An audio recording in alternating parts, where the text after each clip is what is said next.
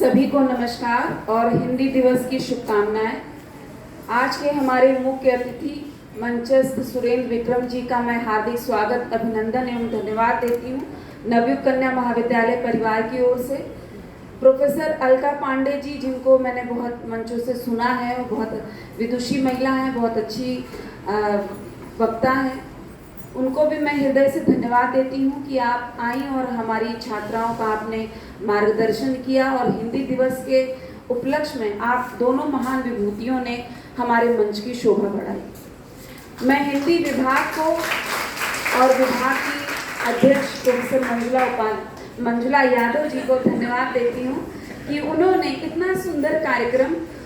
और काव्योम संस्था के साथ मिलकर, क्योंकि ये जो काव्योम संस्था है ये हम आप जैसे ही बच्चों ने मिलकर बनाई है। और आप खुद देखिए कि वो लोग पिछले 7-8 दिनों से 8 तारीख से लगातार कार्यक्रम हो रहे हैं। किस तरीके से पूरे कार्यक्रम को उन्होंने पहले से प्लान किया और उसका व्यवस्थित रूप से उसका क्रियान्वयन किया, ये सीखने योग्य बात है।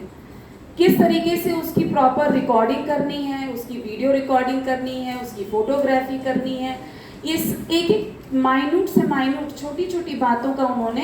ध्यान रखा है। और दो लोगों के बीच सामंजस्य, वो भी दो संस्थाओं के बीच सामंजस्य स्थापित करना,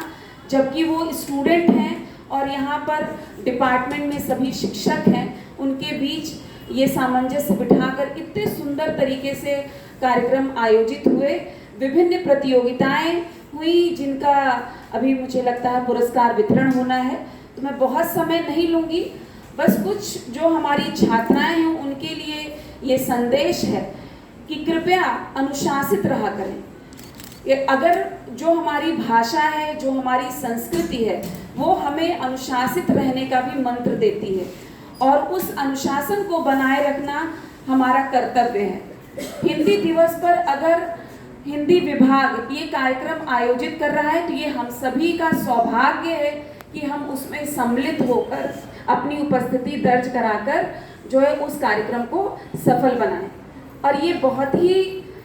मैं ये कहूँगी अपमानजनक भी है और ये आपकी सोच को दर्शाता है कि जब मुख्य अतिथि बोल रहे हों और पीछे शोर हो रहा हो और लोग उठकर जा रहे हों,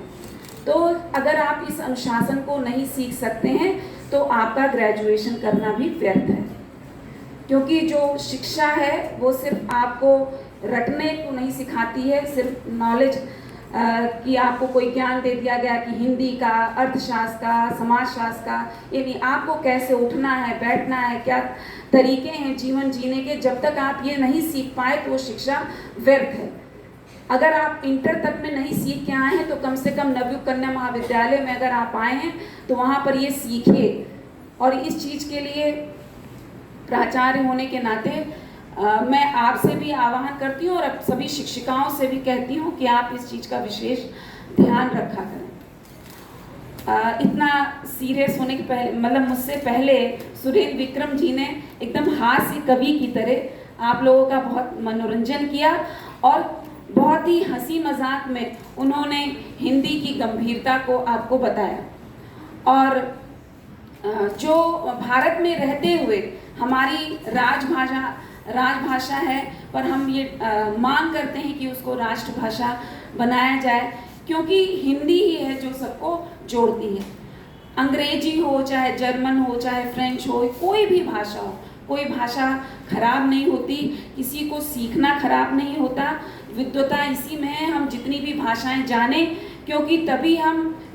जब हम विश्व पटल पर अपनी बात रख पाएंगे, हमारे जो पेपर्स हैं उनका जो है उतना ही ज़्यादा साइटेशन होगा। जब हम अंग्रेजी में अपनी, ख़ास तौर पे जब हम अकादमिक क्षेत्र से जुड़े हुए हैं तो उसका साइटेशन तभी ज़्यादा होता है, एपीआई तभी हमें ज़्यादा मिलता है जब उसके साइटेशंस ज़्यादा होते हैं, इम्पैक्ट फैक्टर उसका ज़्यादा होता है। तो उतने के लिए इंग्लिश अंग्रेजी जानना आवश्यक है, क्योंकि वो एक ग्लोबलाइज्ड लैंग्वेज है। पर जब हम अपने संस्कृत की बात करें, जैसे कि सर ने कहा कि अलका जी ने कहा कि अटल बिहारी वाजपेयी जी ने जब यूएनओ में अपना जो उद्बोधन था वो हिंदी में दिया, तो कर्तव्य ध्वनि बजती ही रही और सभी ने उसका स्वागत किया। क्योंकि बहुत सारे देश हैं जो अपनी ही भाषा में पूरा कार्य करते हैं, क्योंकि अब तो तकनीक भी ऐसी आ गई है कि आपकी भाषा का ट्रांसलेशन करके दूसरे को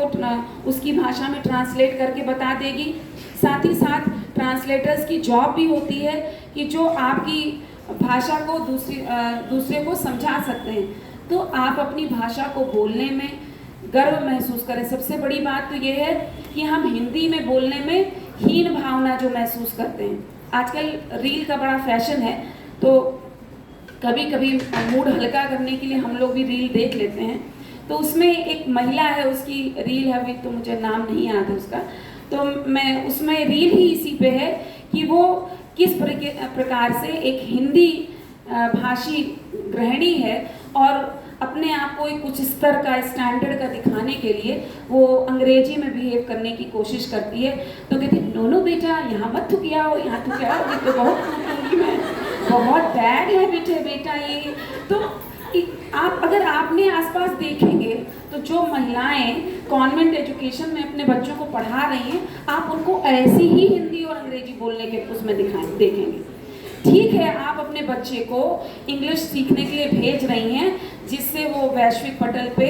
अपनी एक छाप छोड़ सके, या आपको लगता है कि वो फॉरेन में जाके कॉर्पोरेट जॉब कर सके, पर जब वो घर में आए, मैं भी प्योरली कॉन्वेंट एजुकेटेड हूँ, पर मुझे लगता है कि अकादमिक क्षेत्र में बहुत लोग हो सकता है अंदर से मजाक उड़ाते हों कि मैं ज़्यादातर हिंदी में बोलती हूँ, इंग्लिश में कम बोलती हूँ, या ये कहिए आदत पड़ गई कि पिछले 23 साल से हिंदी माध्यम स्कूलों कॉलेज में पढ़ाया मैंने, और फिर उसके बाद थोड़ा सा असर ये रहा कि पीसीएस में मेरा अच्छी रैंक हिंदी भाषा कमज़ोर होने की वजह से नहीं आ पाई, तो इसलिए मेरा हिंदी पे मैं थोड़ा विशेष ध्यान देने लगी। और अखिल भारतीय विद्यार्थी परिषद से जुड़ने के नाते, संघ से जुड़ने के नाते भी हिंदी को विशेष वहाँ पर विशेष महत्व दिया जाता है, तो वो आदत में ही शुमार हो चुका है कि हिंदी ज़्यादा बोलने की आदत हो चुकी है। वो बात अलग है कि जो अकादमिक पेपर्स मैं लिखती हूँ वो इंग्लिश में ही लिख पाती हूँ, क्योंकि वो एकेडमिक लैंग्वेज मेरी वो रही शुरू से। तो सबसे बड़ी बात कि जो जीवन हम जी रहे हैं वो जीवन हमें अपनी नेचुरल भाषा में ही जीना चाहिए। क्योंकि जब आप मान लीजिए किसी के प्रति किसी की मृत्यु हो गई है और आप संवेदना व्यक्त करना चाहेंगे, तो जब हिंदी में आप जितने उसके आत्मीय होकर और जितने अच्छे से उस भाव को व्यक्त कर पाएंगे, वो अंग्रेजी में कभी भी आप नहीं व्यक्त कर पाएंगे। उसी भाव को जब अंग्रेजी में व्यक्त कर रहे होंगे तो जो दूसरा व्यक्ति है उसको यही लगेगा कि ये ढोंग कर रहा है, ये हमारी भावना का कोई इसका मेल नहीं है, कोई मैच नहीं है, वही सफ़ेद साड़ी पहन के खाली औपचारिकता निभाने आया है, इसका कोई उस पर भाव नहीं। तो भाषा भाव से भी जुड़ी होती है, इसलिए हिंदी को विशेष महत्व देने की बात हो रही है। और मैं अलका जी की बात से एकदम सहमत हूँ कि हम किसी दिवस को सिर्फ इसीलिए मनाते हैं क्योंकि हम वहाँ पर पिछड़ रहे होते हैं या वो उसमें कुछ कमी पाई जा रही होती है। तो हिंदी अपनी जो उसको स्थापित होना चाहिए था उसको हम हर साल, सही बात कह रही हैं कि हिंदी के वक्ता, व्याख्यानकर्ता, सहालक की तरह हमको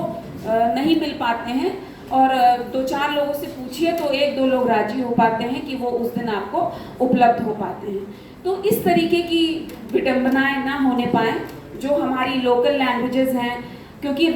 जो नई शिक्षा नीति है यानी राष्ट्रीय शिक्षा नीति जो है 2020, वो क्षेत्रीय भाषाओं, हमारी राष्ट्रभाषा खासतौर पे हिंदी और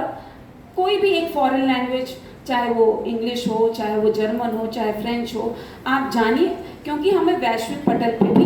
कंपटीशन करना है, प्रतियोगिता करनी है, पर हमें अपने मूल को नहीं छोड़ना है। जैसे हम जिंदगी में अपने कृत्य करते रहते हैं, पर जो हमारा आधार स्तंभ है यानी जो हमारा आध्यात्म स्तंभ है, जिससे हम अपने आप को स्ट्रॉन्ग महसूस करते हैं, सशक्त महसूस करते हैं, उसको पकड़े रहना है, उस आधार स्तंभ को। यानी अगर हम भाषा के रूप में देखें तो वो जो आधार स्तंभ है वो हिंदी है, और उस हिंदी को पकड़े रहते हुए हमें और भाषाएं सीखें और उसको जानें, उसमें लिखें पढ़ें, उसमें कोई भी गुरेज नहीं है, हमें उससे कोई भी परहेज नहीं है। क्योंकि अगर हम एक भाषा को आगे बढ़ाने के लिए दूसरी भाषा की कमियां निकालेंगे तो हम अपने आप को और